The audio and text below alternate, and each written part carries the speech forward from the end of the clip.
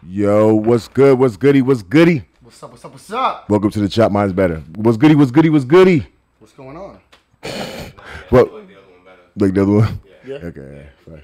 What's good? Yeah, what's good? Yeah. Welcome to the motherfucking Chopp Shop Chop. on this beautiful May 10th. It's warm outside, huh? Yeah, it's nice. I'm sweating. You know what I'm saying? Little perspiration thing. You know what I'm saying? I'm your host, Kash. You know what I'm saying? It's my other host, co-host, the other guy, Nahbi Reality. You know what I'm saying? Technically the co-host, since I'm the one that got the show. Oh, well.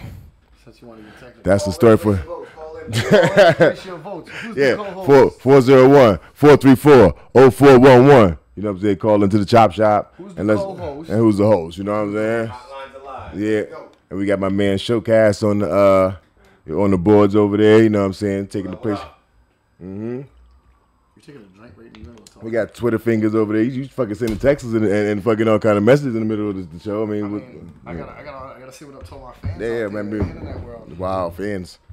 Now he's the real host and he got fans. I mean, Yeah, you know what I'm saying? I got all my fans out there in the internet. yeah, like I said, he's a habitual pat himself on the backer. Back patter. You back myself backpacker. Back. I can't even say that. Patter. Backpacker. Back patter. Yeah. How you say it? Yeah, that's how you say it. I'm not really sure that's how you would say it. Yeah, man. So what you diddling over there? I mean, doodling. I'm sorry. Oh, it's just... Is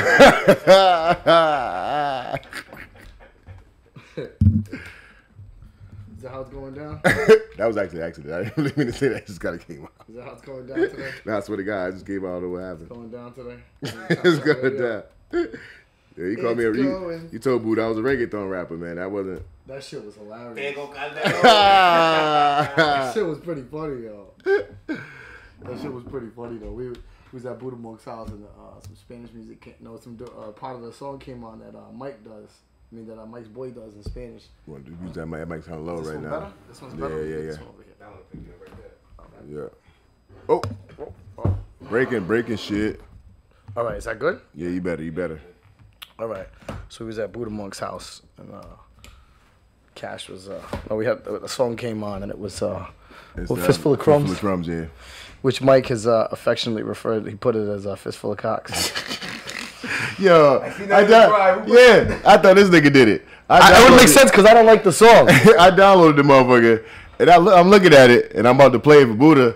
I'm looking at a fistful of cocks. I was like, I ain't downloading no goddamn porn on my motherfucking no phone. I watched no porn on my phone, and then I was scared to press the button. I didn't know what was gonna happen. I was scared to press play. And I called this nigga. I was like, yo, the fuck you change that shit to fistful of cocks? Like, nah, man, I didn't do it. I'm like, come on, man, you had to do it. Like, who else fucking did it? Yeah, but Mike Boston did it. Yeah, Mike confessed to it, so it's all set. Yeah, Mike did it. Mike did it. It was funny. I was at work and I wasn't doing everything else but work. I wasn't doing shit at work today, and I was watching a YouTube video. It was like the Brooklyn Zoo behind the scenes. You ever seen that? It's like it's not like Them in LA? Huh? Them in LA? I don't know. They was in the studio. I know Buddha Monk was in the studio. Yeah, I seen that. And he was in there. He was in the studio with who was it? Snoop Dogg's engineer. And he's like, yo, this is Buddha Monk's like, yo, this is what you do, yo. This that do shit. So listen, this how you do it. This nigga lit a flame broiled fucking Slim Jim. Yeah. It was the funniest shit ever. And he's like, yo, it's how you do it. You roast these motherfuckers like this. And he bite it right. And he gave one to the fucking engineer. And the engineer was like, man, come on. He's like, yo, this shit is delicious, man. This shit is good. roasting my Slim Jim. This nigga took a lighter and roasted a Slim Jim with the lighter. The people that worked on the Brooklyn Zoo album, which was created after Old Dirty Bastard died, was one of Snoop Dogg's engineers, and the other dude was one of the dudes from that group. What's that group of all those Middle Eastern dudes? Lighter shade and brown. No, they're all Middle Eastern, the rock dudes from. Lighter shade and brown. No, what the hell's the name of those dudes? Lighter shade and brown. If we don't talk about it, I'll come up with it. I don't know. Middle Eastern dudes that. Yeah, they're like Lebanese or something like that. They're a really dope band though, and I like them, and I can't think of their name. Yeah, they're a band. Yeah, and I can't think of their name. System of a Down. One of the dudes from System of a Down worked on that album too. I didn't know they was from Lebanon. Yeah, they're like Lebanese or something like that. All of them. Even the lead singer, they're all like. I don't even remember ever seeing those dudes' face. They're dope band, System of a Down, man. I heard a couple of songs that I like. I really like System of a Down music a lot. I've always really enjoyed it a lot. Yeah, yo, man, I was So you seen that Childish Gambino video? Yeah, I don't know what to think about it. I mean, I get what people are saying about the whole controversial thing of it, but I just feel like there wasn't enough lyrics in the song. Yeah, the song. There should have been more lyrics. There was like no. It was like him just like. That was a part of the whole concept to the visual to the video because the concept they're saying is that.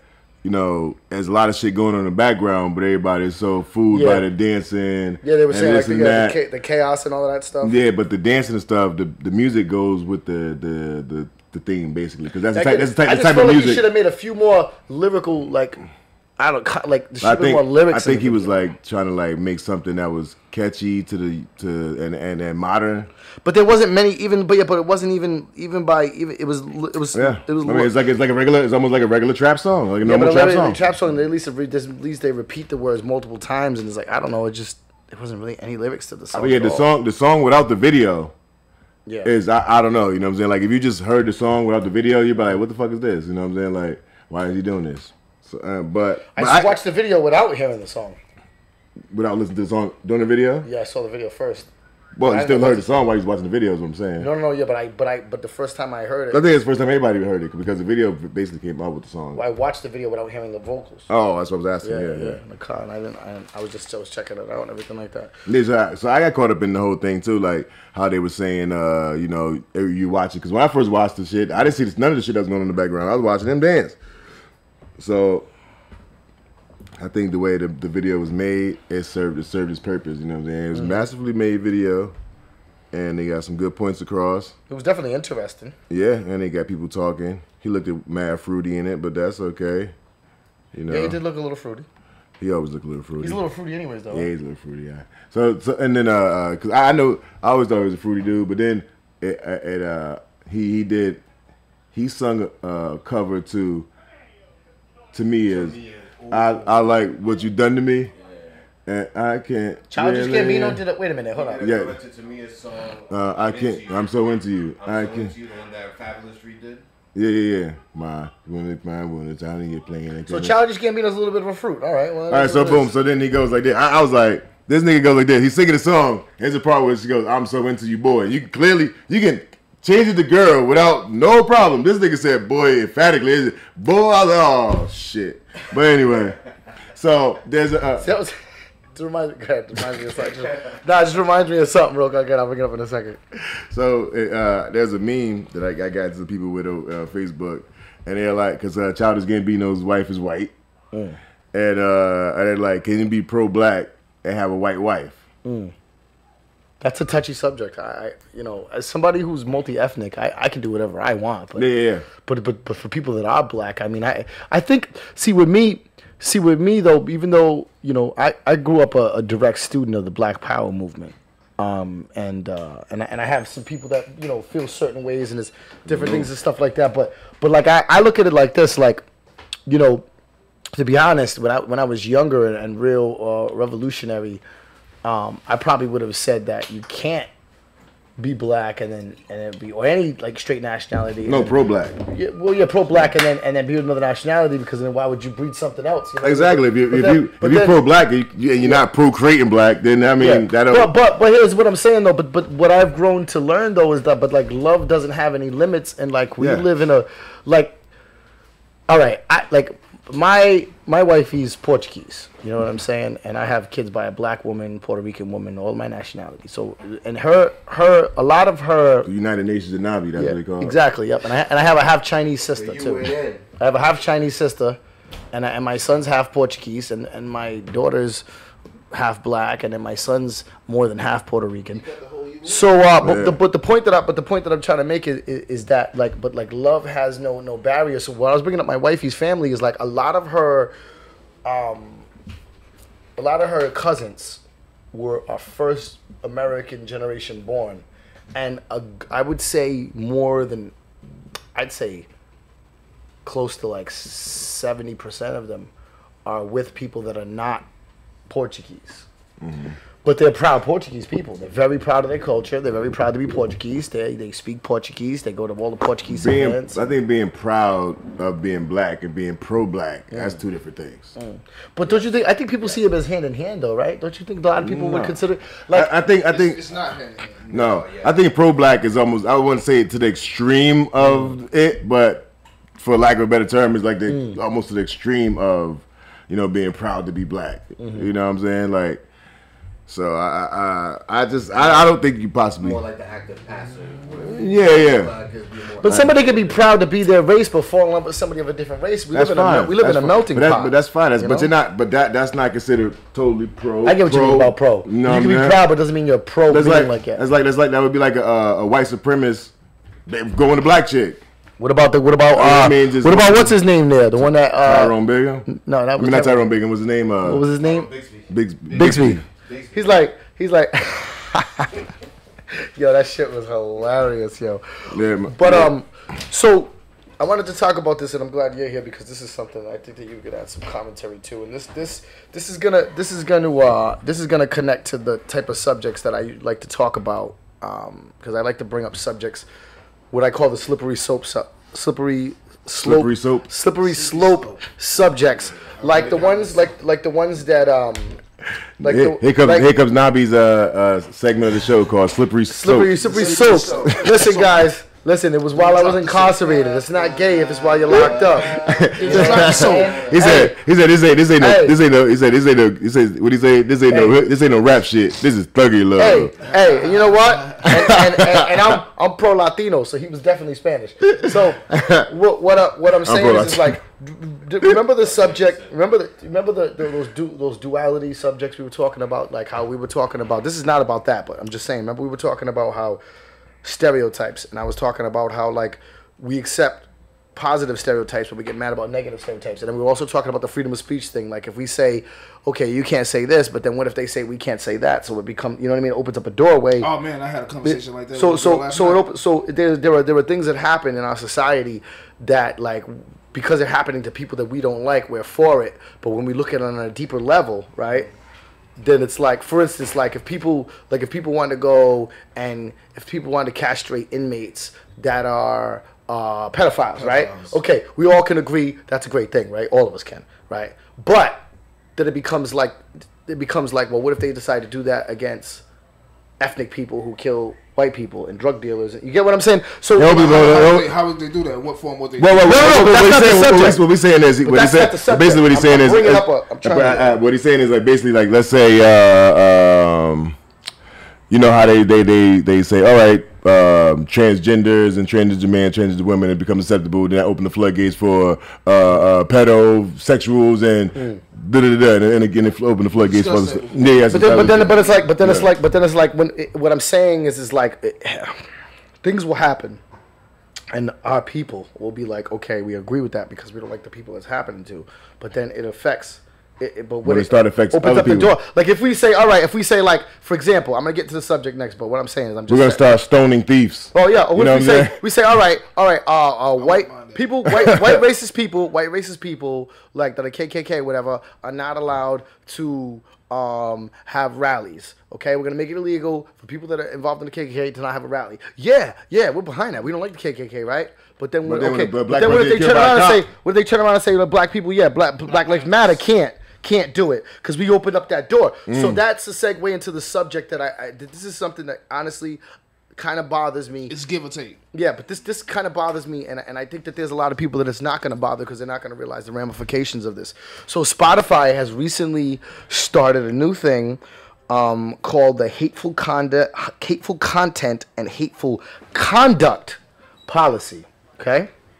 And what it is that if you're the obvious part of it, the let's say for lack of a better word, I hate to use these words because they're very racist, but the non-darker side of it is that if an artist makes music that's racist or hateful against like people that are gay or whatever, or somebody, this subject.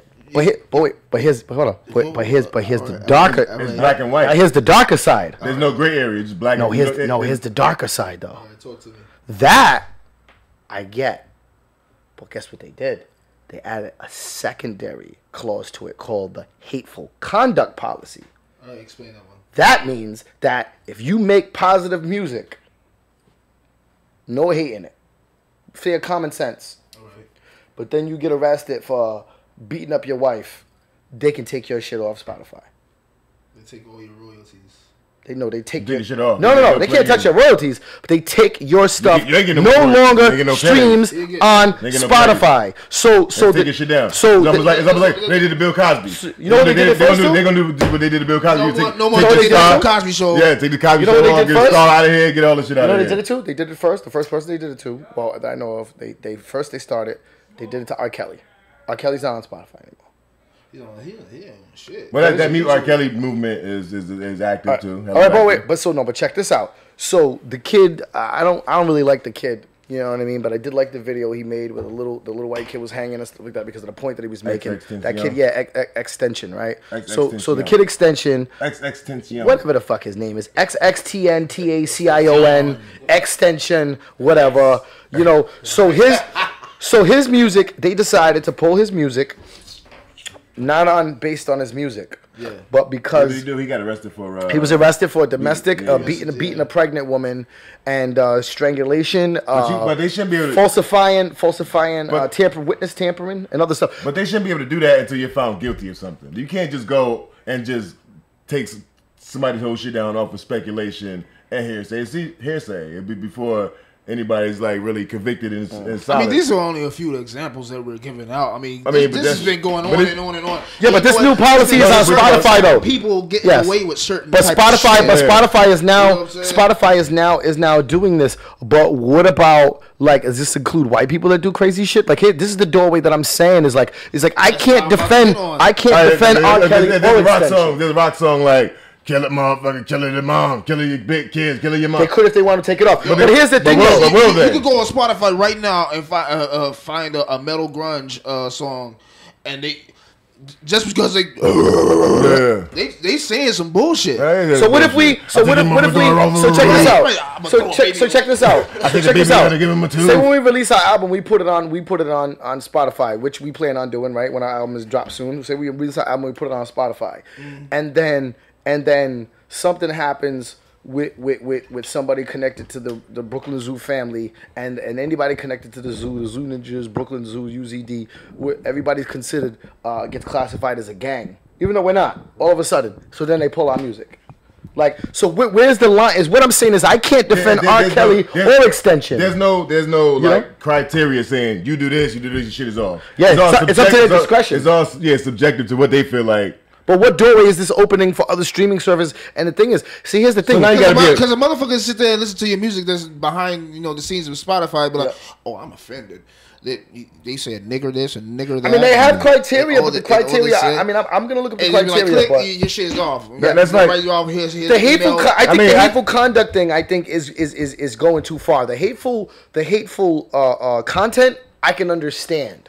Even though I don't agree with it, though. Because I'm a strong believer of freedom of speech. Even if it's something I don't disagree with. Because if we take away the freedom of speech, then it affects us. If we say the white racists can't say that, then they're going to say, well, niggas can't say this. Well, they do that already. This is what I'm saying.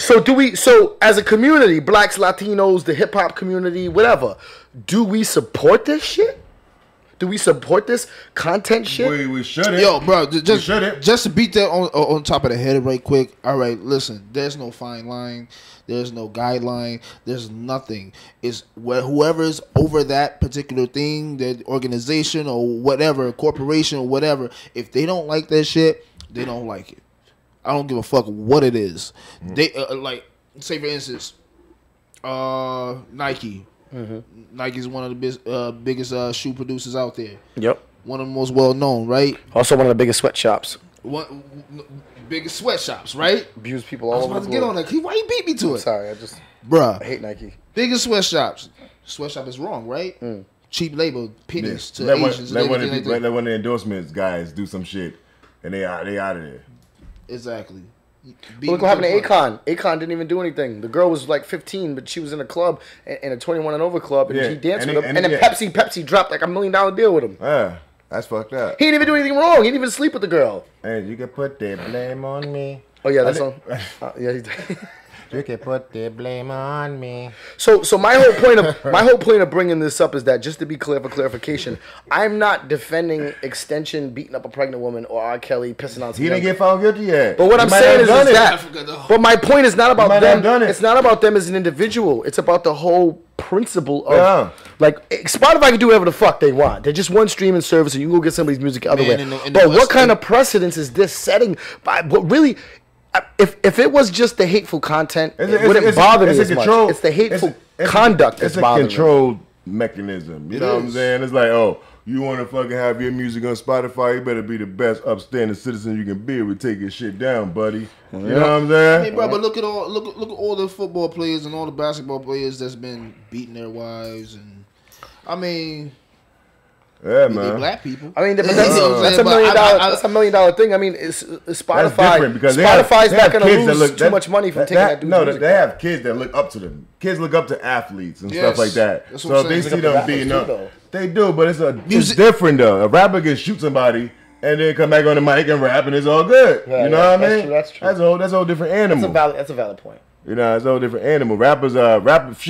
Rappers go to jail and they come back out more popular than they did when they went to jail just for going to fucking jail. Or be like Homeboy and what's his name? You see how Meek Mill took a downfall and everything. When he went to jail, everybody back on his dick again. Yeah, he had the fucking owner of the New England. The owner of the New England Patriots and the fucking Sixers. I didn't know there was that many Meek Mill fans until he went to jail. You know what I mean? They came out the one. They came out of nowhere. Right? I was like, oh shit, these niggas support me. Because I know Meek get a lot of credit for being the street guy. You know what I'm saying? He's a street dude. And it's not like a lot of real authentic street rappers out right now. Yeah, when you mean authentic, you mean like actual dudes that have a I mean, Drake is street. Yeah. Isn't Drake street? No, not at all. I'm fucking with you. I'm fucking with you. I mean, streets of Toronto. Toronto's pretty good. No. Don't get it twisted. I know. Don't get it twisted. Yeah, you ever seen that video? Over there. You ever seen that video where Drake's boy got gunned down? Yeah, he fucked him up. Nah, they pop off in Toronto. His ass. Oh, through the glass window. They got little Jamaica over there. Like they get it in. Listen, Toronto didn't start popping off until like '98.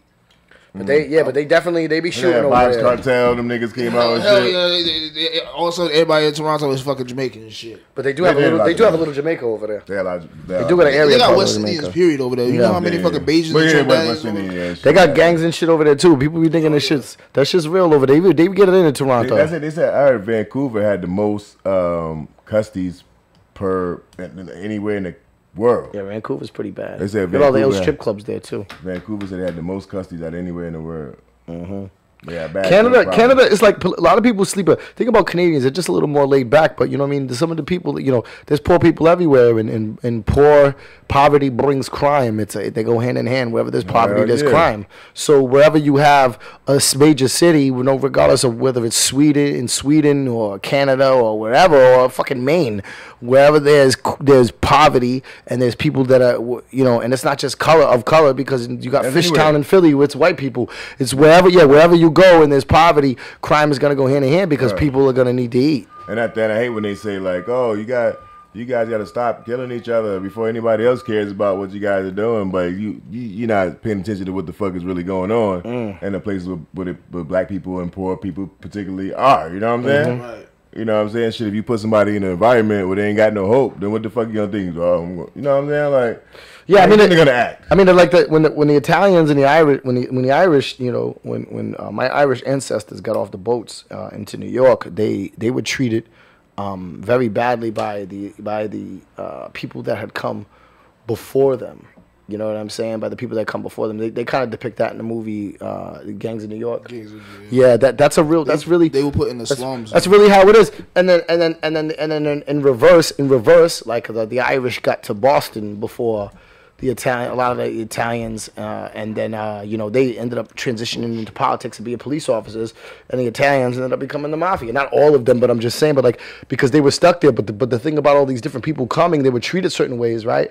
But the thing is that once the people of color started influxing, the Latinos and the blacks really started coming, the white people could assimilate with each other, even though they had different cultures, because they looked alike. There wasn't such of a difference, and the skin difference. And a lot of people criticize people of color and be like, well, why don't you just pull yourself up by your bootstraps? But those are the people that have privileged lives and have never realized that the ghettos and these places and these things were constructed because every place needs a ditch digger. Every place needs somebody to go do this, go do that. Like, you know what I'm saying, on the bottom of the chain. What ignorant motherfucker was saying? I mean?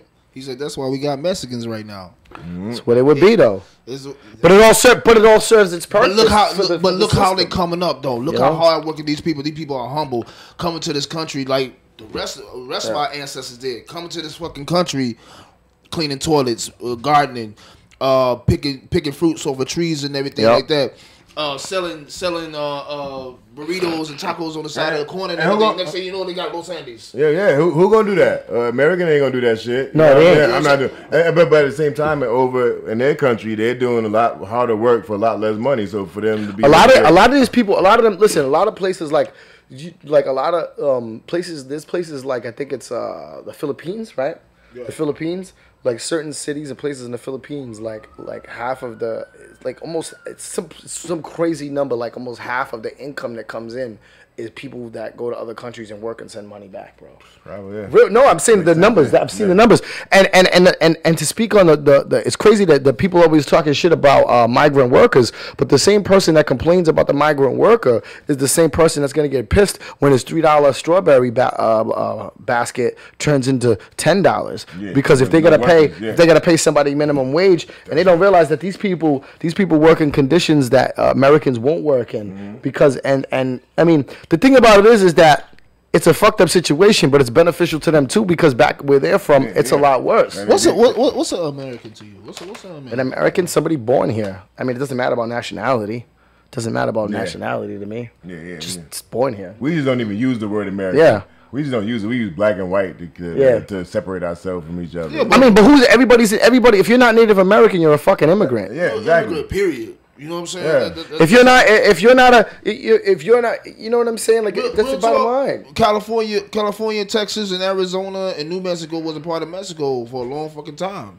Like, but I'm just saying, anybody in Latin America technically could have walked here. If you came over on a boat, you know what I'm saying? Like, you know what I'm saying? If you came over on a boat, aren't Latin Americans Americans? Yes, they are. But what I'm saying is, I'm talking about back in the day, they could walk here. So, but they're being Mexicans could walk to America, and primarily the people that are judging them are people of European descent. You can't walk from fucking Europe to the United States, what we call the United States now. So my point is that these motherfuckers came over here, they terrorized shit, and now they're trying to say that these people. But at the same time, there's another side of the coin, though. But there's another.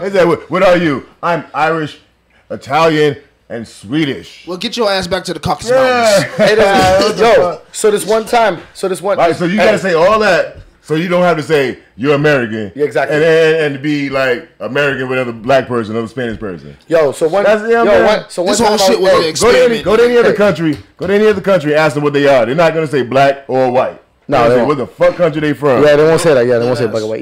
So back in the day, right? Years ago, I used to work for a landscaping company, and so my boss gave me the truck, and I was working in Coventry. For people that are watching that are from other places besides Rhode Island, Coventry is like 98% white. So, and they got a lot of money down there and shit. So I was helping build. We were helping build this wall, like an old school wall down there and shit, right? And so I was working with the customer's kid was helping me because my boss wasn't there, so he was helping me. I had to back up the dump truck, because I had to dump a bunch of. You got dumps like a truck. I had to dump a bunch of loom and shit. So the kid himself was white. The kid that was with me, he was like probably like 15, little kid or whatever. So this guy in a truck drives by, Mr. Tough Guy Killer. He drives by in a car, right? Drive by in a truck, and he's like honking his horn while I'm like, the kid's trying to back me up, and we're trying to dump this stuff, and the dude's like honking on his horn and like leaning out his window, getting all loud for like no reason. Like, yo, bro, it's not like we're sitting here talking from car to car. I got a fucking dump truck, and you can see me dumping. Right. So the dude, goes to drive. They finally move. The dude goes to drive, and the little kid goes, "What an asshole!" He didn't even yell it. He just says it. The dude pulls his truck over, jumps out of his car. Now he got like a He got like a Harley Davidson t-shirt tucked into his jeans like this and shit. Yeah, and he's got like some fucking cornball sunglasses on, and you know what I mean. ZZ Tops here, dude. He's a little, huh? ZZ Tops, like ZZ Top. No, not like a ZZ Top, but he looked, you know, he was just like one of those like, you know, tough, rough and tumble kind of white dudes. You know, drives a truck, wears combat boots and shit. Probably like drinks a 30 rack and shit. I don't know. So anyways, so the point of the story is that he gets out the truck. He gets out the truck and he's like, oh yeah, blah blah blah, this and that, and he starts walking towards the little kid. I'm like, yo, bro. Oh, he's a tough guy. Yeah, little kid, 15. I say, yo, bro, grown ass man, maybe 35. I say, bro, get back in your truck, bro. I said, just go. We don't want no problems. Get back in your truck. He's still walking towards the kid. I said, listen here, get back in your fucking truck, because if I get out of my truck, I'm gonna grab my shovel and I'm gonna crack you in your fucking skull. That's a little kid. Get back in your fucking truck. So he keeps walking. So I jump out. I grab the fucking shovel. He pauses, but like from across the street, and I'm like, yo, bro, just get in your truck and just go. He starts talking shit to me. Oh yeah, you don't even belong here, right? Listen to this.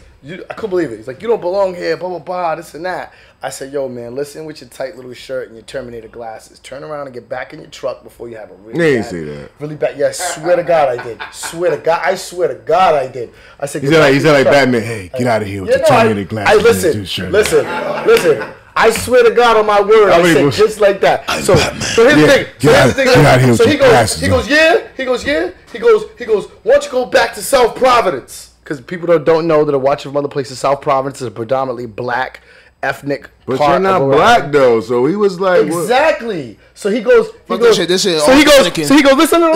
He goes, why don't you go back to South Providence? I looked at him. I said, why don't you go back to Europe? He said, fuck you, and walked off. That's it? That was it. Oh, shit. That was it. That's all I can tell from the story. That was it. That was a nice story. He left peacefully, everybody. America. He left peacefully? No, he left. I didn't have to crack him in the head. I was going to, though, because the kid was only 15 years old. I was going to smash him. But that's another story, another time. I mean, the kid could have licked his ass. The kid was scared to death. But the whole point of what I'm saying is that he assumed that I was from what's considered the worst part of Providence, right? He assumed that I came from that place. And what was funny is much like the America story, technically it would be a long walk, but I could walk back to South Providence. He can't walk back to Europe. He didn't know what, he wasn't ready for that comeback. He probably was like, am I from Europe? He stuttered, like it caught him off guard. He was like, I said, wait a minute. I'm not from Europe. I was like, go back to Europe. I'm from Israel. I'm from Ireland. Yo, that is Europe. My family's from Ireland. That is from Europe. That's what I'm saying. A lot of people don't know their fucking countries. Yeah, exactly. A lot of people don't even know Africa is a continent. Yeah, exactly. A lot of people don't know that Egypt is in Africa. Mm-hmm. Yeah, a lot of people don't even know that. A lot of the Middle Eastern countries too. What happened to the education, man? It's all about education, man. People just not. I think it's on the it's on the elder generation. I think sometimes we sit around and we judge the youth. You can't teach nobody something they don't want to be taught. No, this is true, but we can find ways. But I'm just saying, like, when we're chilling around the youth, though, we can find ways to educate people without. These niggas be like, man, we trying to hear that right now, nigga. We smoking. Smoking. Hold on. Yeah, but you got to deliver it. What you got to do is, what I found with the youth, you just got to find something they're interested in. And then they're interested in smoking, nigga. But check this out. Got a job with that. But check this out. Nigga, I clip trim for a living, nigga. Like my daughter, right? Like my daughter, right? My daughter likes comic books, so I took her to watch the Black Panther movie, and then we talked about how Wakanda was a fake country. But then she wanted to know more about. We started talking about. It segued into a conversation about Africa, and I taught her things about Africa and stuff like that. She wanted to learn. No, she didn't really want to learn. She was interested in the comic book and the stuff. So she wanted to learn. She was intrigued. She was intrigued by the subject because of the comic book. She wanted to learn. Yeah, but if it wasn't for the comic book thing, she wouldn't have cared as much. So I she wanted to though. Yeah, but if I just sat down and gave her a history lesson, she would have got bored. So what I'm saying is that we have to find things that could. This is why music is important, because kids like hip hop. That's why it's important to be. They like the hip hop. They want to hear. If you niggas speaking knowledge in the hip hop, they don't want to hear that shit. They gonna put on some motherfucking kids not listening bullshit. To they listen to a whole bunch of bullshit. Bullshit. They jam into bullshit. You know what I mean? You know what I mean? Young dude. What's the redhead dude with the dreads? Trippy Red. Trippy Red. He's every fucking way. I cannot go on fucking Instagram without seeing this fucking kid. You know how many young kids don't like Kendrick? They don't like, they be like, fuck that nigga, nigga's lame. Yeah, exactly. They'll turn on that Trippy Red nigga in a minute, and what's his name, 6ix9ine? So yeah, don't they got beef? Yo, they all into that shit. I don't even understand. Like these niggas is dumb as like this nigga act like he's fucking like Down syndrome or something.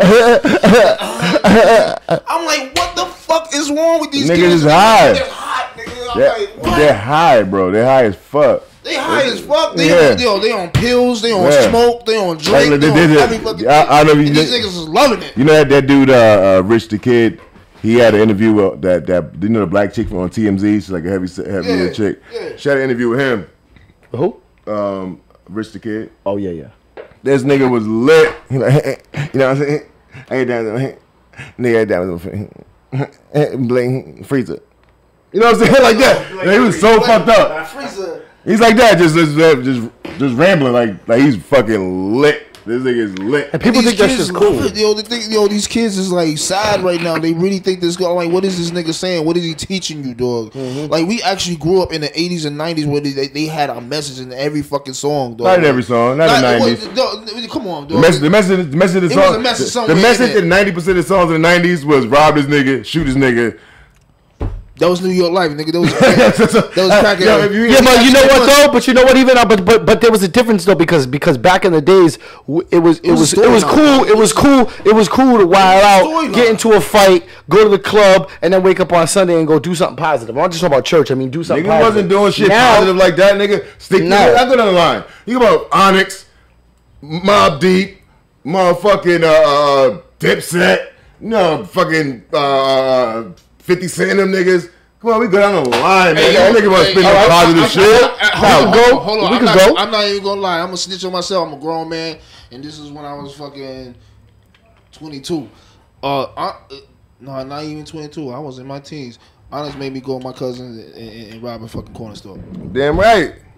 That's all they did. Put that shit on right now. Like real talk. Like Honest. Do you think that we look at the 90s with like a certain Honest made me want to. We look at the 90s with a certain sense of romanticism. Like it was real back then. Well, I think it's almost like the NBA right now. You can equate it to like the NBA right now in football. Football, they got all these rules. You can't hit nobody in the head. You got to tackle the nigga soft. If you running the ball, push him on the floor, and throw him on the ground. And we like, come on, man. Back in our day, we was real ruffians. I hate to use this word. Back in the day, we was real niggas. Back in the day, we was real niggas. In the 90s, people are softer now. People kill themselves if you call them names. Because in the 90s, people are soft now. You take these kids right now, you put them in the 90s, they be like, oh my God. I got a fight? No. Oh my God, these niggas is wild. They'll be doing what they're doing right now. They not y'all. Yeah. They'll be doing exactly what they're doing right now, carrying guns and won't want to fight. Just banging on niggas. Yeah. I seen them. They be surviving. They be just shooting scared. Shooting scared, but crying on the fucking court case and stand and everything. My mama. I was scared. I was startled. You bitch made. Well, you know what happened was all the real niggas from our era got locked up or dead, and there ain't nobody to teach these little niggas nothing. Not all of them locked up and dead. Some of them free. Majority of them. Some of them free. Yeah, shit. But they ain't doing what the fuck they was doing either. They ain't teaching them motherfuckers. Some of them real motherfuckers that's dead right today, them motherfuckers a lot of niggas was scared of, yo. Cause them unpredictable ass niggas. Well, yeah, and that's why. That was them niggas, that was them Debos on the block and everything like. Yeah, and don't mess with that. If that nigga hit me, I'm shooting him, fuck it. Yeah, that's what niggas doing now. They ain't gotta be Debo. That didn't get me. I seen this dude, what's his name? He from Chicago. I forget his name right now. And this nigga always talking, man, I do this, bro. You know what I'm saying? I be sitting the nigga, I pull up the guy, man, I'm bringing this nigga, bro. But bring the nigga in the face, man. Yo, they had a fight. They showed the nigga in the fight in the corner store. These niggas came like this. Yo, I swear to God, these niggas was swimming, grabbing hair, pulling each other's braids and shit. I was like, yo, this nigga could not fucking fight. And this nigga going, any interview you see this nigga, I can't remember this nigga's name right now. Damn. He's from Chicago. He's really supposed to be a hood nigga, but he started rapping, but he's really known as a hood nigga. He be talking mad shit. Real hood niggas can fight. Yeah, exactly. Back when I was growing up, not these are niggas. Nah, these niggas don't know how to fight, man. You can't fight when you got a head full of dreads and your pants low, nigga. How you gonna make a fighting stance if you can't fucking open your fucking legs, man? You can't get in a fighting stance, nigga. Your pants ain't fucking wide. Where you gonna hold the gun at? No, these niggas, man. I think the generational change. Like the thing is like this though. What's interesting though, right? what's interesting about the generation that we're in now, though, right, is even though the music change, there's more connectivity. What I'm saying is that like we when we were teens, we didn't listen to the music genre our parents listened to, but our kids, being teens, are listening to hip hop, whether it's real hip hop or not. They're listening to the same genre of music that we listen to. That's never happened before, really, because before the generation, every generation had. I get exactly what every generation. What I'm saying. Every generation. Like if you go back to like my mom's era. It's R&B era. Disco. The early years of disco. Yeah. Later on, it's more R&B. My grandmother wasn't listening to that, and they wasn't listening to that music. And my mom's music. But I'm saying I was a little bit different. Like my mom's music was. Did she listen to like some funk a little bit, something like like Earth, Wind and Fire and stuff like that? That's R&B. We're going 3 generations hip hop now. We're hip hop. Our kids listen to hip hop, and their kids are gonna listen to hip hop too. This hasn't happened before. We partying with our kids. That has happened before. The hip hop generation, particularly, that has happened. This is what I'm saying, but this is distinct though. We're partying with our kids. We bopping to the tune with our kids. It's a cultural change. What I'm saying is, it's like you were making a song, and you were talking about Kendrick Lamar, and you were talking about Lil Uzi in it, and your kids were like, you don't really like Lil Uzi. You see what I'm saying? But your kids know who that is. What I'm saying is like, I only listen to I like my mom's music, but I listen to it because she played it. When we were coming up, when we were kids, I didn't go get tapes that were the same genre of music as my mother. I didn't go get Bobby Brown and all this other shit. I got hip hop. But our kids, I did though. I listened to Anita Baker. I ain't playing video games. We play video games. Our kids are listening to hip hop. Our kids are listening to hip hop, and I think their kids are going to too. What I'm saying is like there's more of a.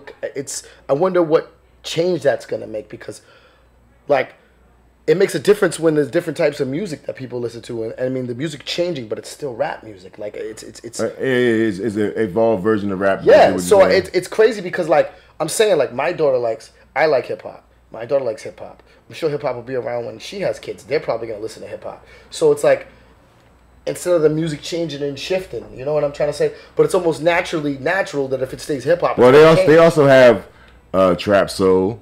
Yeah. That's some shit that we have. Those are off branches of hip hop, pretty much. Yeah. It's like So I mean, I don't know. I don't really know what you was going with that. I don't know. The whole point that I was trying to make. No, the whole point that I was trying to make is that usually the generation after listens to a different type of music than the generation before. The generation before doesn't even understand it. We understand trap music, we just don't like it. I think our parents understand hip hop too. Well, they didn't like it. I mean, my mom liked hip hop. I can't speak for everybody. Yeah. So I'll speak for my mother.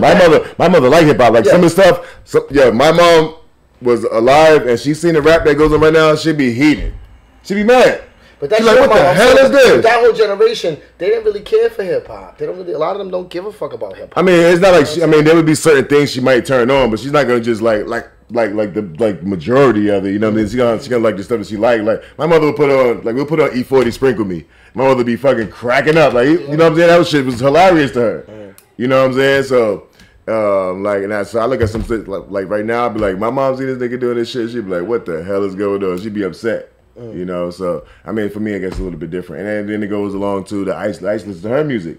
She's like Anita Baker. I didn't really like that. I didn't like that disco, like that. I mean, she really listened to disco, but like the. It's crazy how disco, like, what was crazy about disco? Disco was embraced so hard by people, and then people got so violent against it. They had whole parties where they would destroy the records. Yeah, I mean, I guess it was just that era. It's one of the eras you had to live in. Cocaine. Yeah, I'm saying the people that they was high as fuck. They was high as fuck. The people that didn't like disco, like I never seen all them fast. Giddy up. I got this. Come on, Cat Daddy. Footage? You never seen the footage of them at like fucking like outdoor stadiums with thousands of records just smashing them, disco records? Nah. Like, there's a Disco Dead t-shirt. Yeah, it was. If you look online and you look up the shit, they showed like thousands of people getting together. Disco created hip hop. The records. Disco created hip hop. Because they hate. I don't know. This is why I'm bringing it up. I don't know why they hated it so much. Yeah, once disco was over. Bad. Once disco was over, they I thought disco music's pretty dope. I don't listen to disco music, but I like more modernized disco music, like Jamiroquai and shit like that. You know what I mean? Jamiroquai and disco. He has a disco. If you listen to his album, he has a disco influence. That's 100%, like 100% disco influence. Influence, but it's not disco. It's like a electronic house disco. I mean. But it's still what do you mean? But it's still without disco. Hip hop. The original hip hop is disco. Yeah, to a degree. Yeah, so. A lot of our parents, I think, had big house influence. All instrumental shit, right? Even the disco, you know what I mean? Think about it, when they were going to the clubs and the lounges, what they were hearing was like, you know what I mean? White Lines was playing, you know what I mean? And White Lines, the song was about cocaine. Yeah. So think about it, they were influenced by they hearing that, but at the same time, they're like, I don't want my kids hearing about White Lines. I like this joint. But then eventually we came up and we started listening to it. It wasn't until we got older that we knew what White Lines really were, but we was in school jamming to what? These kids got we got the break dances and everything, breaking and everything to these tracks, and it's like that was our upbringing. So they kind of influenced us. We got to do the same thing. Yeah, same thing. So that's what you're saying with that pivot. Yeah, it's a change. And what I'm saying is a lot of times when I ask questions, it's not because I have an answer. It's an open-ended question for dialogue because what I'm saying is without these type of dialogues, right? If we don't, I mean, we started here on the Chopp Shop, and maybe somebody back home, it'll spark an idea. Back home where? Puerto Rico? You know what I mean? Yeah, back in Lebanon. You know what I'm saying? Back in Afghanistan. Greece. Back in Zimbabwe, where Kash is half from. His boxing shorts were made in Zimbabwe. Hakuna Matata. His boxing shorts were made in Zimbabwe. His watch was made on Canal Street in New York. He killed his lion in Zimbabwe. Zimbabwe. You ever see when Jamie That's some bullshit. How the fuck these motherfuckers go to other countries and kill animals? I don't know, man. Kill a fucking animal and don't see your motherfucking ass. Are you talking about the white folks? Hey, man. I'm talking them niggas who be doing that shit. Niggas to go fucking cut them up. Like, nigga, you want to put that motherfucker in a trophy, grab a fucking knife, do it. Go run up on that nigga here and battle that nigga to the death, and you win that, then you deserve to get this nigga's head. Don't be fucking sitting in the bush like this, even a nigga walk by right here in the lake and shoot this motherfucker, think you got a trophy. Have you ever you a whole ass nigga, man. Have you ever watched one of them YouTubes where they killing lions and everything? You was like, that lion's about to smash on them and everything because the lion's charging them and everything. You're like, yo, get him. Get him. Pop his head off. I'm like, I'm getting into it. Then all of a sudden the lion just dropped because he shot him right on time. Yeah. I'm like, damn. Bitch ass nigga, man. That shit that I think be really happening. What's that movie with Ice-T and Charles S. Dutton? They hunt in Ice-T. Like they bring Manhunt? This is called Manhunt, I think. Like that. Look at Hostile. And they're like hunting them. So you know what I mean? They actually take you like right out the street, you know, homeless dude or whatever. Put a mask on put some on his head, drop him off in the middle of the woods. Let's go get him. Yeah. You gotta run, boy. You gotta run. You got 5 minutes. That's some sucker ass shit. I would love to do that. You would love to do that to somebody or to somebody. I would love on some real shit. I would love to get a whole truckload. Call me heartless. Call me insane. Call me a little bit nutty. I would like to get like half of these bums on the street and just do that. Get them. I got it. And just bust their ass. Yeah, get them guns though. If you gonna do it, give them guns. Give them guns. I'll give them guns. Give them guns too. So they can tear your ass up too if they get you. You know what I'm saying? Those niggas out there stranded. You know what I'm saying? Niggas be you got a gun and niggas high throwing rocks, trying to knock your ass out. Get them up with a gun too. So if your ass get caught out there, that's a real game. I'll give them little 1938 pistols. Little one-shot joints? Little one-shot joints. Get a loudspeaker. Say, you don't want to die. They gotta survive. Yeah. Just like they survive. You gotta say it just like that. You killed my brother. You gotta say it just like that. You want to die. I'm telling you. You don't want to die, bust that gun. I do some predator shit on these fucking asses and everything. Like, I'm just saying, call me a sick motherfucker, but I will. Hey, man. I mean, at least you're honest about it. I'm being very honest. There's a lot of things I would like to do, but I'm just trying to keep the shit on the back. That's fucked up, Do we got a video on deck? Nah, we got no videos, bro. No videos, so we're going straight raw dog? Yeah. No, we're not gonna fade to black. We're gonna have to switch it up. Kanye. We're gonna switch it up. Kanye. We're not talking about Kanye. There's not even nothing to say about Kanye that everybody else ain't already saying, so that's fuck that subject. Just talk about him, maybe he'll call you up and say, wait a minute, Chopp Shop, no. Hey, I'm an artist. Kanye dropped out. I'm a gay fish. What about that? Yo, y'all seen that South Park episode? Disney. I'm a gay fish. I'm a gay fish. Was it fish sticks or whatever? Yo, that was hilarious. That was masterful. That was a masterful show. So, I mean, with Kanye, I think that, I don't know, man, I just think that, I mean, I'm going to say something that, you know, I know it's been said a million times, but I think it just never not funny to bring up that the Kardashians are just fucking motherfuckers up. Look. But they know it though. They want it. That's what they want. All right, so I think being a what's Kardashian the basketball is a player's cult. name? The one that got in trouble? What's his name? The one that was Lamar Odom. Scott. Lamar Odom. Well, he didn't really get in trouble. He almost but fucking killed himself. Hey, Lamar Odom almost killed himself. I mean, he was in the brothel sniffing coke and almost fucking died. Real talk. I think he was like visiting his, because he went to school out here. I think he was visiting, and 7-Eleven on Smith Street. me and my homeboy, we saw him, and he was like slightly doped up. Probably yeah. I believe it. I believe it. I mean, he had rich people have problems. You know what I mean, he been had problems. That's the reason why he went to URI, because he had He was had smoking weed problems. He was one of the best high school players in the country, and he was able to go to any college that he wanted to go to. But he had a weed problem. He got caught smoking weed, and Rhode Island was one of the only schools that would take him. That's the reason why he came here. No man's land. Rhode Island take anybody, man. Look how the fucking place is built. But anyway, like, no. I mean, it was good for him. They saved his fucking career. It did. You know what I mean? So anyways, but him, then look at Caitlyn, whatever the one's, the father there turned into a woman, Kanye's. Bruce. Bruce, whatever. What's his He's name? still Bruce till he cut his dick off. Yeah, now you're going to call him, what's his name? Did he really do it? No, he didn't cut his dick off, so he's still Bruce. He's still Bruce. How do you still have a penis and how you win Woman of the Year? No, he didn't win Woman of the Year. He won Bravery Award or some bullshit like that. Yep. That's not bravery. In the words of D.L. Hughley, said that ain't brave. Brave is cutting your dick off. Yeah. Cut your dick off. That's brave. That's brave. That's brave. I would never do that a day in my life. But anyway, they don't make no fucking sense why they give so much homage and respect to this. Because the people that are running the shit are gay. Period. You stand by that? Yeah, people that. All right, man. I watch a lot of reality TV shows, right? And they be like, "Yo, we're gonna meet the head of so and so today." Then they come out, "Hey," you know what I mean? Like, think about this. Why do you think these niggas dress gay? Because the status quo in the industry, you ain't shit unless you got a stylist. What's up with that ASAP Rocky picture? You ain't shit unless you got a stylist. See that ASAP Rocky picture? With the big ass Gucci purse? Oh my God, yo. You ain't shit unless you got a stylist. And what is your stylist? If a stylist is a dude, he's probably gay. You think and if it's a woman, she been schooled, she's following gay trends. Because the stylists are gay. So what is a gay stylist gonna put you in? Some gay ass clothes. Then put some ice cubes in your butt. That's what the girlfriend is. You know what I'm saying? So that's what Kim Kardashian is doing, Kanye. Let me put some ice cubes in your butt. Hey, all right, man. I'm an artist. Yeah, hey. But nah, that's real descriptive. She's a guy. It's all right. I'm gonna be a little uncomfortable, but I'm she's fine. She's a goddamn whore. It's a joke. But I'm fine. Everybody know it.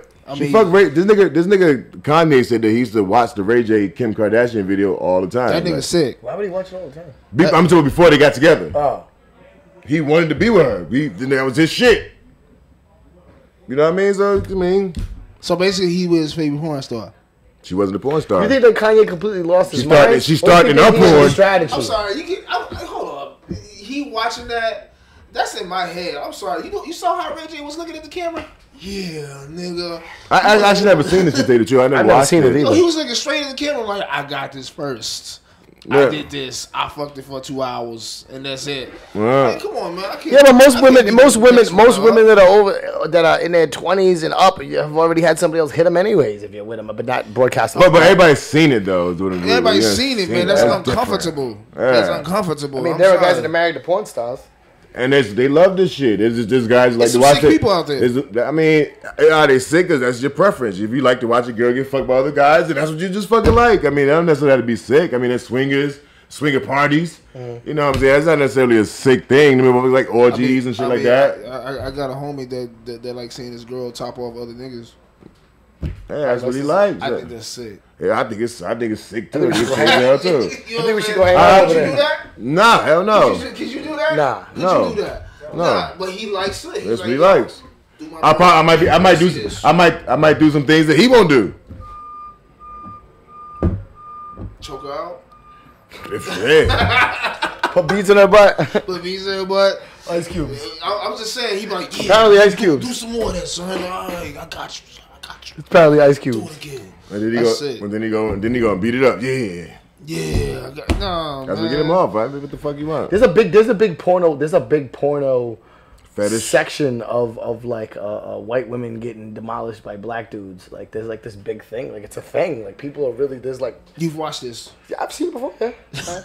And the crazy thing about that too, when they come to the porn business, they say once a white female porn star fucks a black dude, her value goes down. It's a rap. Yeah. Yes. Racist. It's true. Yes. If they find like if she stay all white porn, her salary level will stay there. So if you fuck with a black dude, It goes down. You know why? Soul Brown are too big. Soul Brown are too big, yeah, but you can use an apparatus to open this bitch's ass up so you can eat a bowl of cereal out of her ass. I mean, that's the kind of shit you watch? That's the kind of shit you watch? I showed you that that's long. I showed you that. No, don't be involved with me and your crimes. I got nothing to do with that. Crime, nigga. I wouldn't even watch that. First of all, you're lying, bro. First of all, if two men are in the room, if you're ever in a room and there's porn going on, we can't be doing that. And if it is, what? You can't watch porn with another man. No. I don't watch porn at all unless I'm with a girl. My girl don't watch porn, so I haven't watched porn in a long time. You showed me porn with somebody eating something out the ass. That was a flick. This is a piece of a flick. I mean, it's not real porn. That's fucking. Hold on. Yeah, that's crazy. Yeah, that's not really porn. That's just like a piece. Yeah, I deny all knowledge of this. Hold on. You said you can't watch porn with another man. How did you discover porn? With a boy. Who's boys? When I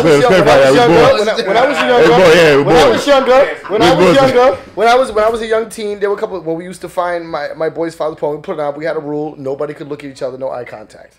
There was a rule. Well, why'd you make a rule? It's gay. Why'd you gotta make a rule? It's gay. There's no eye contact. You just watch. Nobody make eye contact. When you're young and you watch porn with your boys, you watch it because this is something we ain't supposed to be doing. No, but it's like don't make no eye contact. Nobody make no eye contact. That's all. It's weird. I think me, George.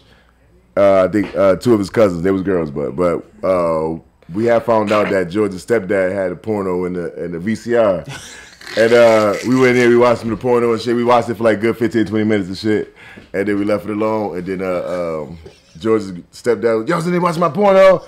We was like, no, yes you did, because it was where I left it. You know? You had to rewind it? Yeah, we didn't rewind that motherfucker. We ain't caught. It came too fast. What? I was right before the money shot. So y'all left me on scene 3, frame 45. He said, "Hey, nigga, the old motherfucker porno from front to back and shit." You get hit from the back. That's why I left it. I want to see. Yo, this country spends a lot of money on porn, yo. Like it's a really big. It's $1 billion fucking industry. What in Europe? I don't know. Europe's pretty bad, yo. But America, we're the biggest intaker of drugs. I mean, I don't know how it goes with porno. I mean, it's crazy because we live here in Rhode Island, but Rhode Island was known for producing real sick shit too back in the days. Like if you read a lot of the like older books about shit, they'll make reference to picking up like real sick. They used to use because there's a lot of factories here and a lot of like not so good shit would go on. It wasn't just regular porn either. I'm talking about really. Real fucked up. Yeah, child shit, all kinds of shit. Real fucked up shit used to happen here. Not so much now because all the factories and shit like that. Like if you write like I do a lot of like I read a lot of historical stuff. Read a lot of history. This nigga ain't read a book since motherfucking. I'm pulling out a book right now. Nigga, I mean you read the motherfucker. I got mad books too. Nigga, I don't read none of them bitches. I just got the book. That mean you didn't read it then, right? Yeah, well, I just bought it. Okay, you didn't read it. Of course I'm going to read it. I just bought it. But you didn't read it, though. Hitman, the untold story of Johnny Martirano, Whitey Bulger's enforcer and most feared gangster in the underworld. Oh, Whitey Bulger, it's Mr. Bulger. Yeah. That nigga was a straight chump. That nigga don't want to catch these hands. I remember reading different books. I like that nigga up like the 4th of July. I remember reading different books about different gangsters.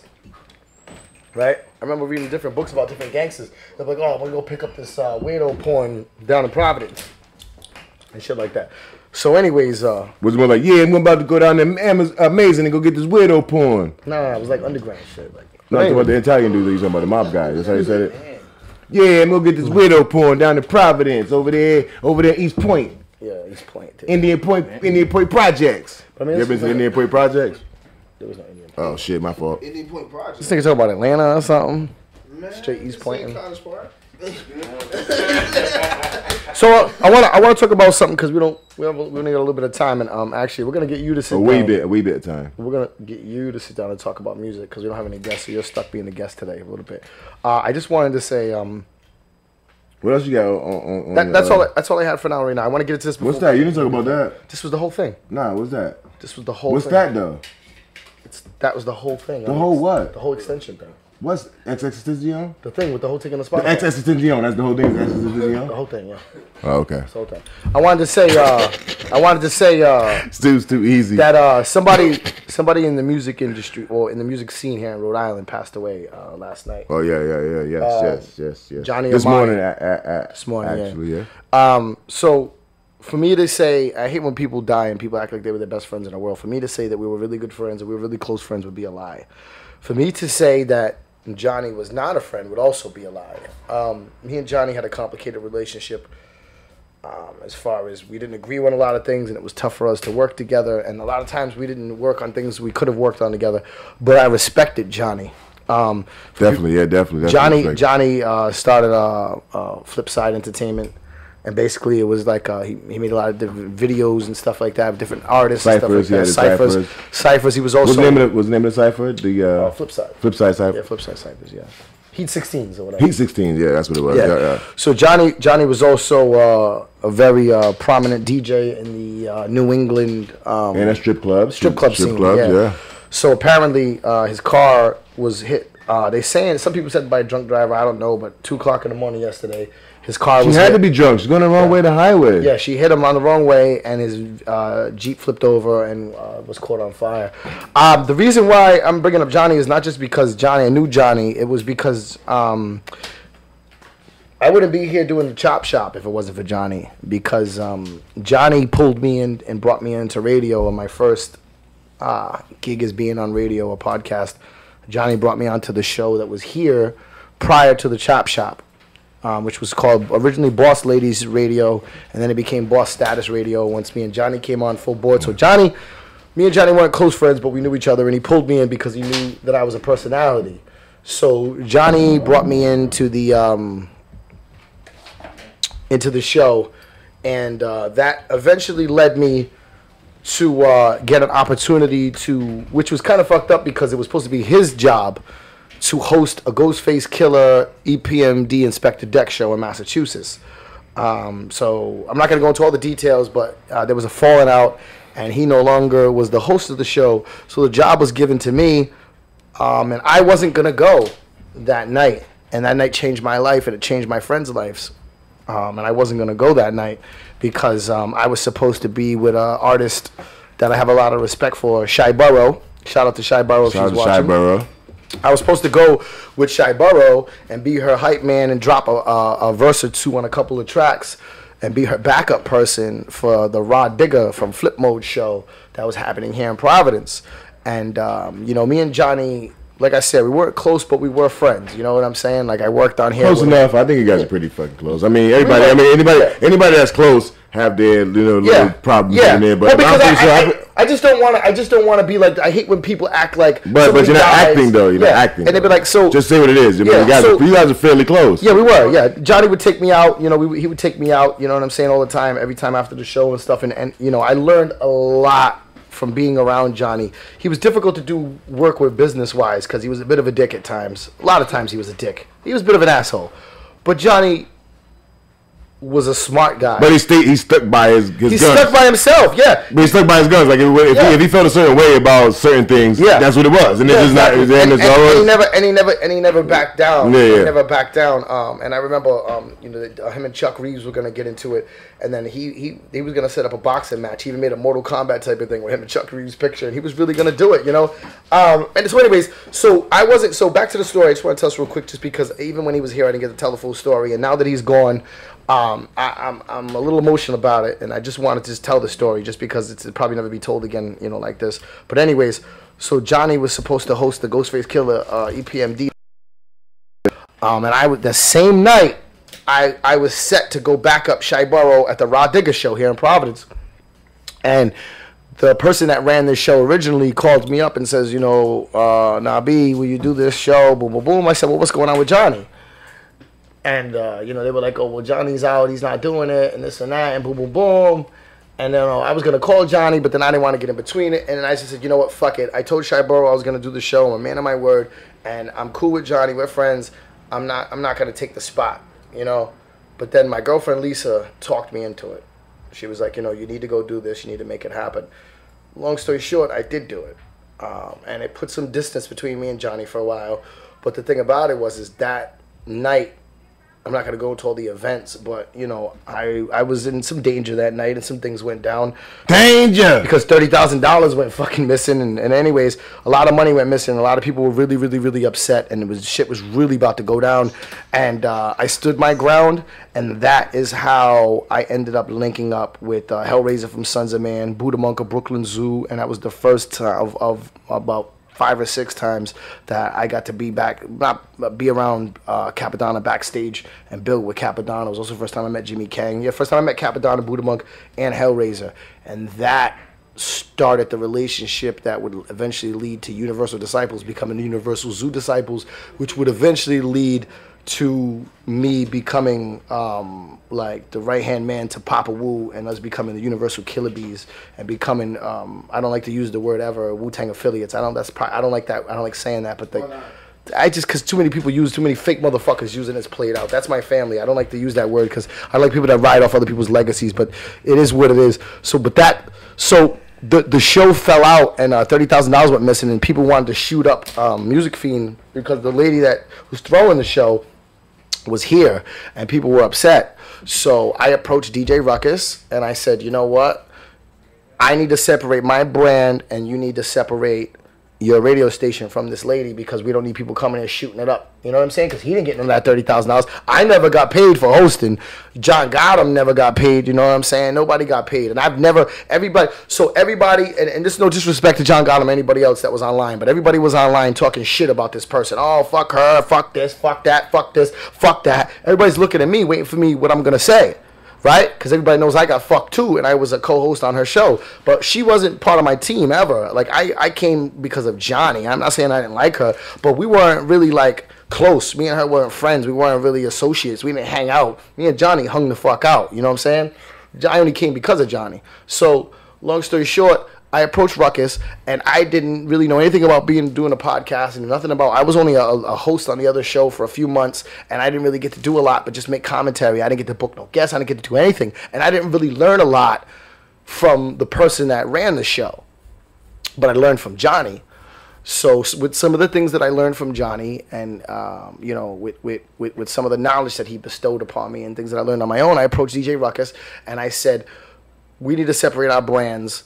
Let me take over her time slot, rename it, rebrand it, and this and that. So while everybody else was online talking shit about this person, they just, one day, the Chopp Shop was there. And I never and this is the first time on the Chopp Shop I've ever spoken, in over 2.5 years that I've ever spoken on this. And it's only because Johnny's dead. I never spoke about her or this would happen. We've never talked about it. Even on the first show, we never said, we never said nothing. We just, we started the first show like we were always here. We took over the time slot. So if it wasn't for Johnny opening that door, there wouldn't be a Chopp Shop Radio. Don't you think people should know about it? No, they do, but I just felt that's historical. It is in a sense, but I just felt like it was private, and I didn't really want to. And I didn't want to. When Johnny came on the show, I talked about how because of him we got the show, but I didn't talk about the hosting thing because it was a touchy area, because we didn't talk for a long time because of that, because he was mad that I. But the thing about it is like, you know, how I justified it to myself was that.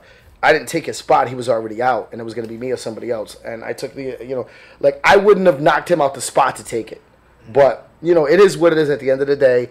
I made my peace with it. He was on the show a couple of months ago, thank God. And even before that, him and I squashed the issues. We never had beef. We never even had an argument. We just didn't fuck with each other for a while.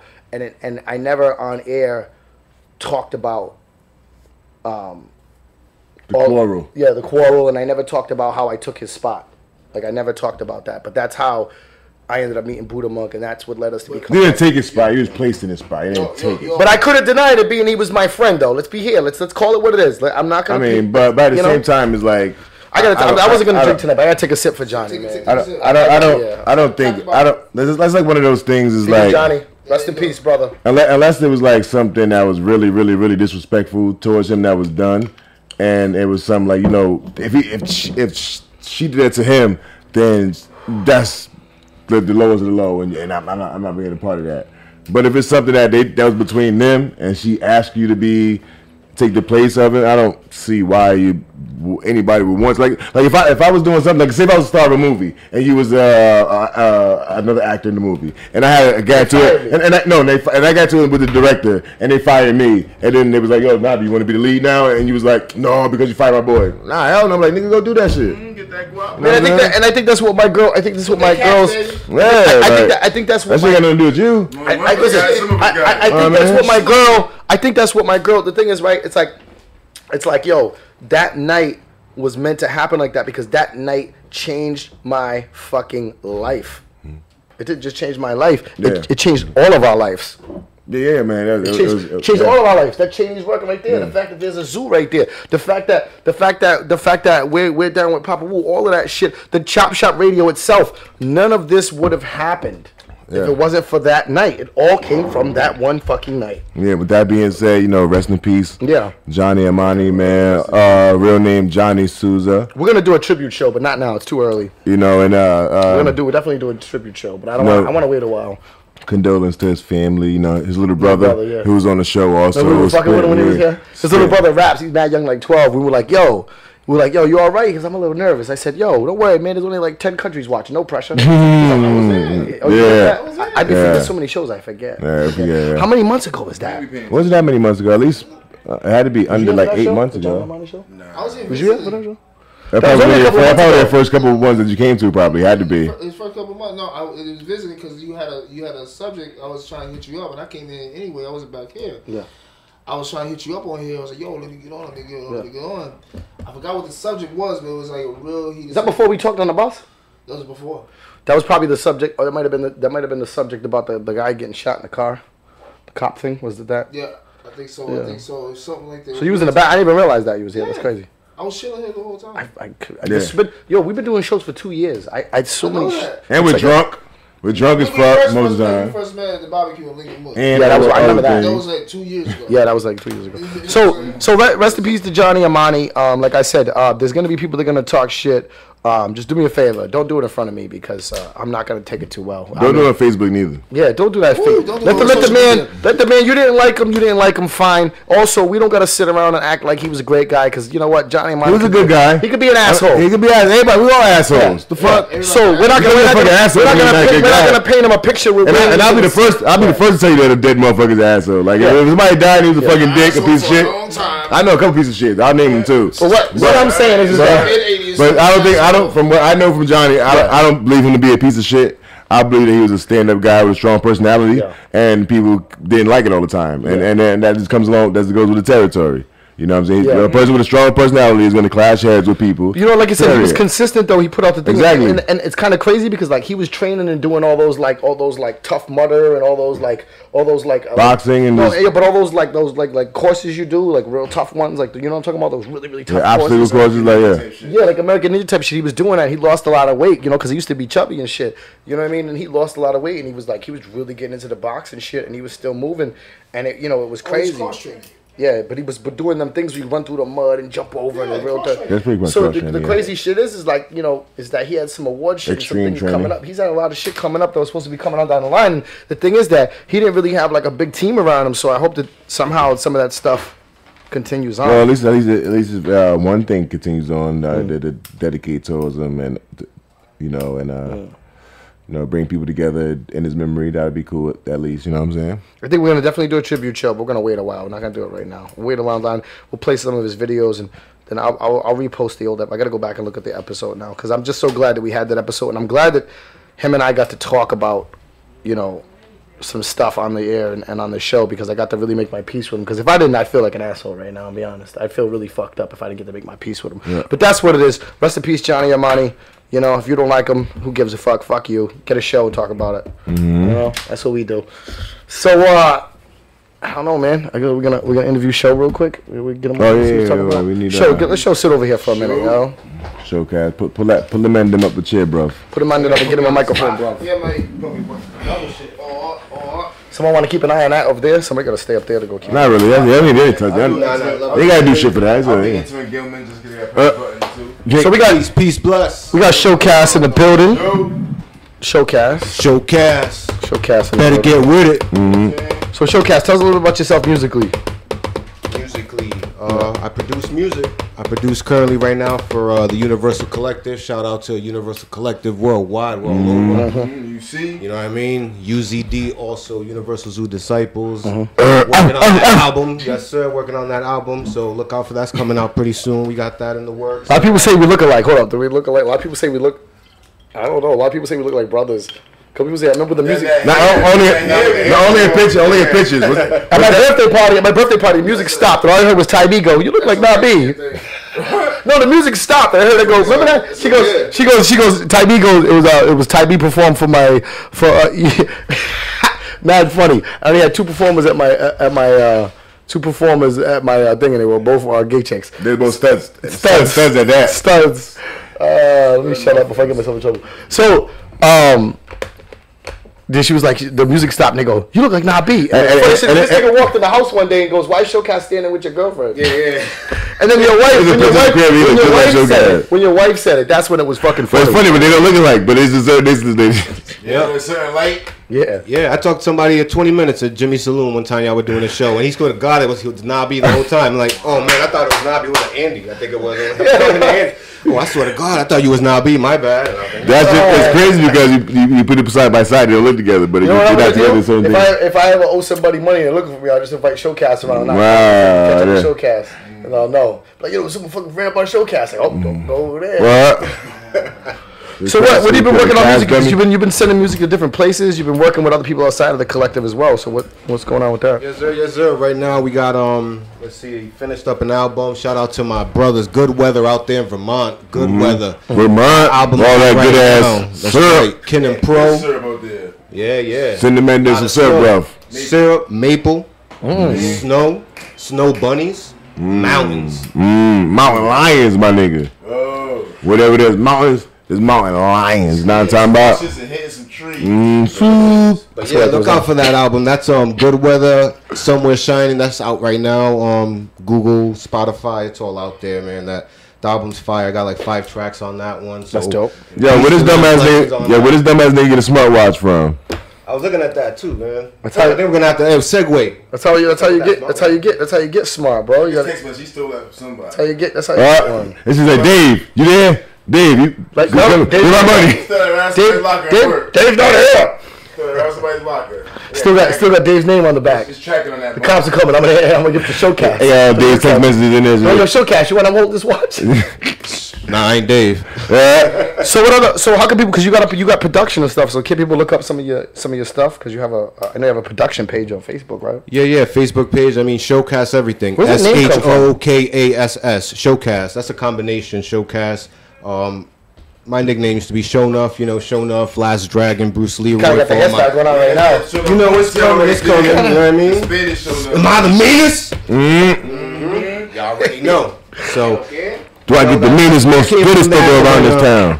Showcast. And you know what I mean? And that's how it came out. And Kash is actually my cousin, my brother. He's a big motivation and driving force that got that kind of match lit behind me, and when I was just putting out music just on SoundCloud and really not doing anything, and he really pushed me out there and really got me to make my page and make the SoundCloud and start pushing my music. And thankfully I ran into homie G's, BX Young G's.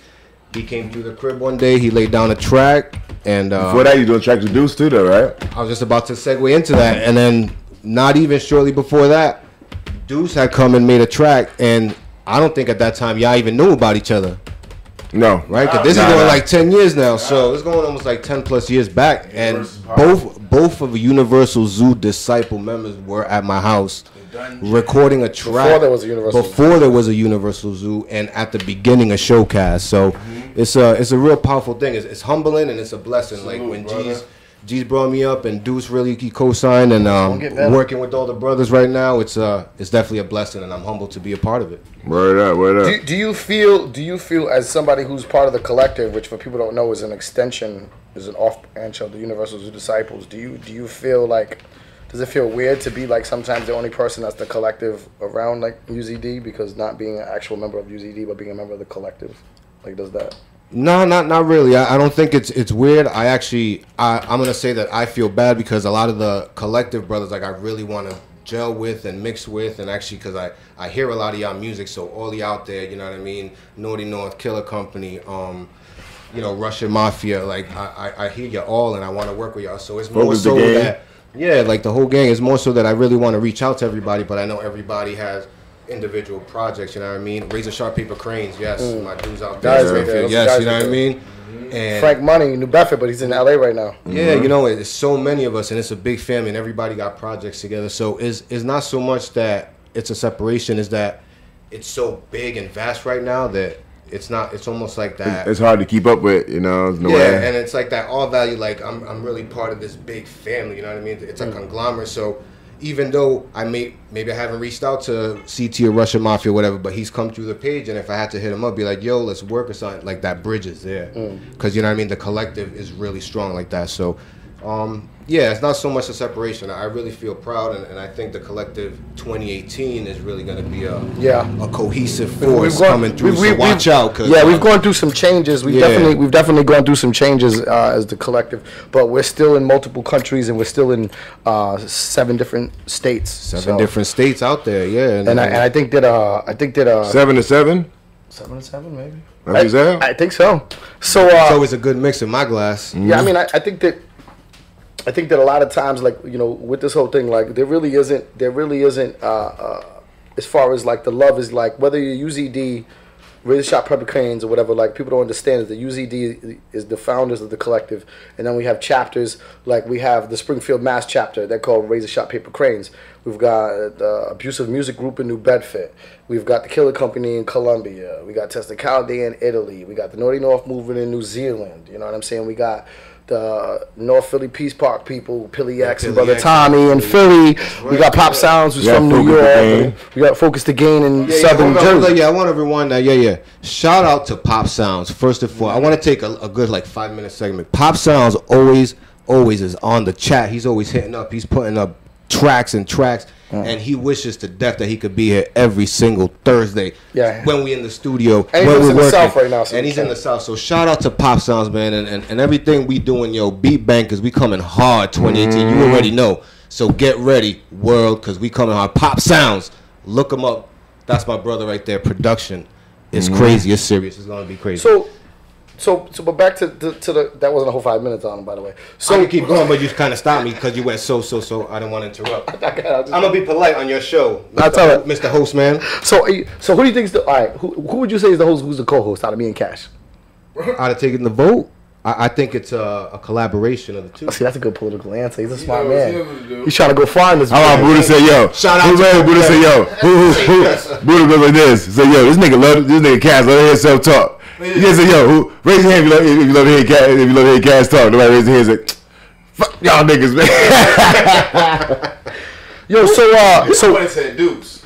So what I was saying is that even though the Universal Collective and the Universal Zoo Disciples are both family, but the point is there's a difference, because the collective is more like the collective is like come and go kind of thing. Like, for instance, not come and go, but just more free, open, and just like able to do whatever you want to do. Do whatever you want to do, but it's also 100% creative freedom. Yeah, but if you want to leave the collective, you want to leave the collective, but there's really no leaving like UZD. It's more of like the difference is out, you get beat out. Yeah, like the UC. The UC is not a lifelong expectation. Like, you could be in the UC for a year and leave, and no one would be whatever. But the Universal Zoo Disciples is a lifelong commitment. It's a different frequency, only because it's the more direct team. And the difference between the collective and the UZD is that the collective ends at me.